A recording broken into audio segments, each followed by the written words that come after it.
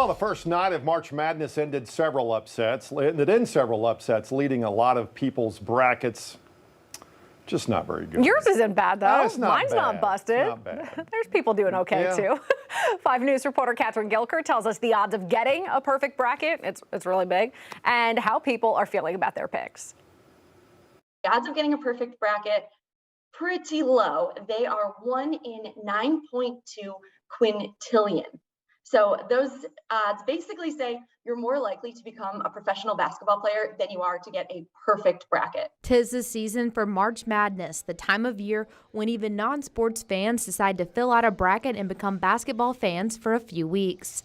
Megan Santorum, spokesman for LouisianaSharp.com, which is an online betting website, says this is a chance for people who don't know anything about basketball to have a fair shot. We've seen a couple of really big upsets so far.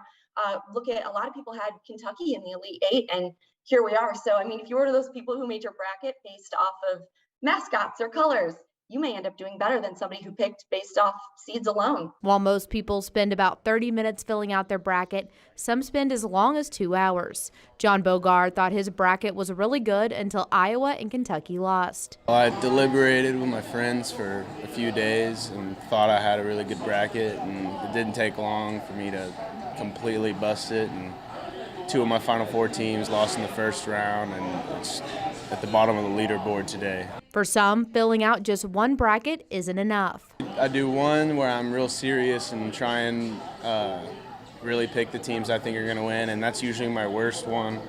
And then I do one where I have Arkansas winning it all every year, and that one's doing actually a lot better than the other one. Guy Lillian-Wald took it to another level, filling out 8 brackets. Last year I only did one, and it turned out to be a horrible bracket, and so I kind of want to have at least one good one this year. So I felt if I increased my number of brackets that I put out, then I could increase my odds of having one good one. But not everyone's brackets are in shambles. Nick Stratos says his didn't suffer too much. Iowa and Kentucky were pretty rough. That kind of put it off track a little bit, but for the most part, it's not too bad. We got some big games today. Covering News Relive, Catherine Gilker, 5 News.